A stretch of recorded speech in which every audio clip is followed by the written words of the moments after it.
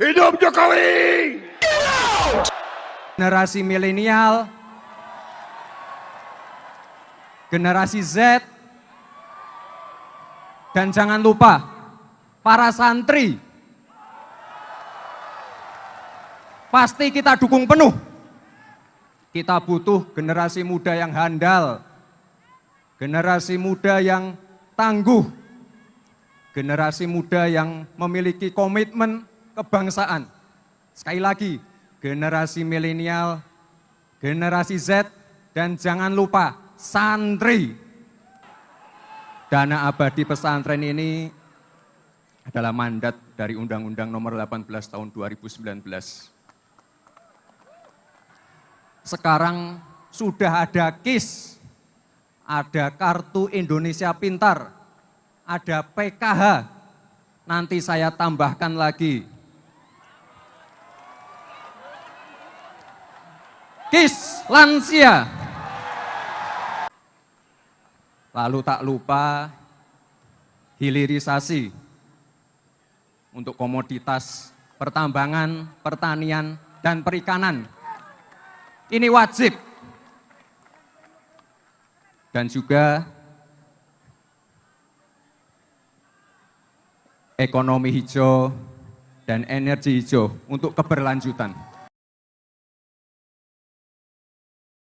Assalamualaikum warahmatullahi wabarakatuh. Yang saya hormati Ibu Furi Handayani, SPD, MM, selaku dosen pengampu.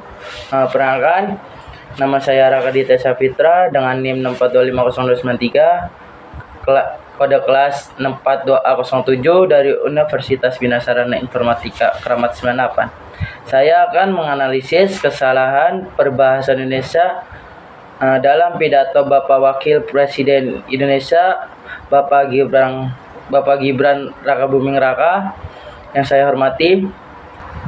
Pada kesempatan kali ini saya akan mempresentasikan hasil analisis mengenai perbaikan kalimat dalam sebuah pidato. Analisis yang ini dilakukan dengan tujuan untuk melihat apakah kalimat yang digunakan sudah efektif atau belum, sesuai kaidah atau bahasa Indonesia yang baik dan benar, serta mudah dipahami oleh pendengar. Pidato merupakan salah satu bentuk komunikasi lisan yang bertujuan untuk menyampaikan gagasan, informasi, ataupun ajakan kepada masyarakat. Oleh karena itu, penggunaan bahasa Indonesia dalam pidato sangat penting. Kalimat yang digunakan harus jelas, tidak berulang, menggunakan pilihan kata yang tepat, dan mampu menyampaikan pesan secara efektif. Dalam tugas ini, saya mengambil beberapa bagian pidato yang menurut saya masih dapat diperbaiki dari segi kebahasaan. Fokus perbaikan meliputi pengulangan kata, penggunaan diksi, kejelasan makna, serta penyusun kalimat agar menjadi lebih formal dan lebih mudah dipahami. Nah, bagian yang saya analisis dimulai dari menit 03.43 sampai menit 06.59. Nah, bagian pertama berada pada menit 03.43 yang dimana pada bagian ini pembicaraan menyampaikan dukungan kepada generasi milenial, Gen Z, dan para santri.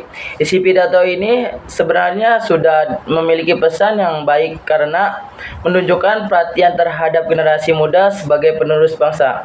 Namun, terdapat penggunaan frasa yang berulang, yaitu penyebutan generasi muda secara berkali-kali sehingga kalimat terdengar kurang efektif. Dan selain itu, terdapat pada pilihan kata yang dapat disesuaikan dengan bentuk baku bahasa Indonesia. Nah, kalimat tersebut saya perbaiki menjadi, kami akan memberikan dukungan penuh kepada generasi milenial, Gen Z, dan para santri agar berkembang menjadi generasi yang andai, tangguh, serta memiliki komitmen kebangsaan yang kuat. Alasan perbaikan ini dilakukan oleh karena pengulangan yang terlalu banyak dapat membuat pendengar kehilangan fokus terhadap inti pesan yang ingin disampaikan. Nah, selain itu, penggunaan kata yang efektif dalam pidato dapat meningkatkan kualitas komunikasi. Selanjutnya masuk ke bagian kedua, yaitu bagian yang berada pada menit 04.45. Pada bagian ini dibahas mengenai program dana abadi pesantren yang disebut sebagai amanat dari Undang-Undang Nomor 18 Tahun 2019. Kalimat yang digunakan sebelum masih terasa kurang runtut sehingga perlu dibuat lebih terstruktur. Kalimat perbaikan menjadi program dana abadi pesantren merupakan amanat dari Undang-Undang Nomor 18 Tahun 2019 yang bertujuan mendukung pengembangan pendidikan pesantren. Perbaikan dilakukan agar hubungan antara program dan dasar hukum menjadi lebih jelas, dan dalam pidato resmi penyampaian informasi yang berkaitan dengan kebijakan perlu menggunakan kalimat-kalimat yang pada intinya pembahasan. Dan kita masuk ke bagian berikutnya, bagian ketiga. Pada menit 05.26 pada bagian ini dibahas mengenai penambahan program kredit startup milenial yang ditunjukkan untuk mendukung usaha berbasis inovasi dan teknologi. Nah, kalimat perbaikannya menjadi pemerintah agar menambah program kredit startup milenial untuk mendukung pengembangan usaha generasi muda berbasis inovasi dan teknologi. Nah, perbaikan ini dilakukan karena terdapat susunan yang kalimat sebelumnya kurang efektif dan masih terdapat penggunaan istilah yang kurang tepat. Melalui perbaikan ini, tujuan yang program menjadi lebih jelas, yaitu untuk membantu generasi muda mengembangkan usaha yang mampu mengikuti perkembangan zaman dan teknologi. Nah, selanjutnya pada bagian berikutnya, bagian keempat berada pada masuk 05.53. Nah, pada bagian ini disampaikan mengenai program Kartu Anak Sehat, yang dimana yang bertujuan untuk membantu pencegahan stunting. Nah, kalimat yang perbaikannya menjadi program Kartu Anak Sehat dihadirkan untuk mendukung peningkatan kesehatan anak serta membantu upaya pencegahan stunting sejak dini. Nah, di mana perbaikan dilakukan karena kalimat sebelumnya masih terlalu singkat dan menggambarkan tujuan program secara lengkap.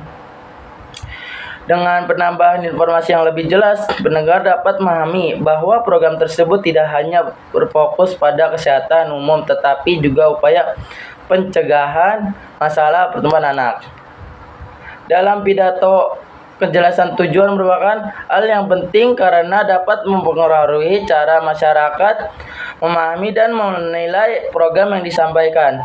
Nah, selanjutnya adalah bagian terakhir yang saya analisis. Bagian yang kelima berada pada menit 06.59. Pada bagian ini dibahas mengenai hilirisasi pada sektor pertambangan, pertanian, perikanan, serta penerapan ekonomi hijau.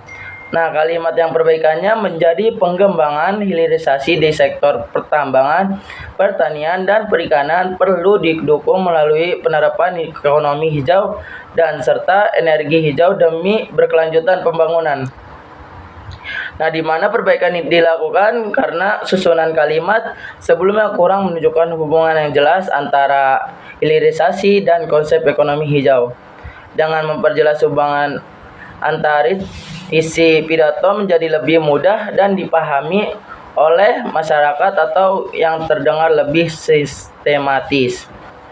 Dari seluruh hasil analisis yang telah dilakukan dapat disimpulkan bahwa masih ditemukan beberapa bagian pidato yang diperbaiki, terutama pada penggunaan kalimat yang kurang efektif, pengulangan kata, pemilihan diksi, dan penyusunan ide.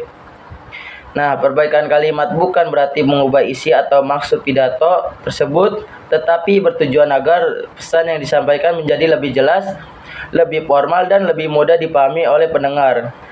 Demikian yang dapat saya sampaikan. Terima kasih atas perhatiannya. Wassalamualaikum warahmatullahi wabarakatuh. Hidup Gibran. See you.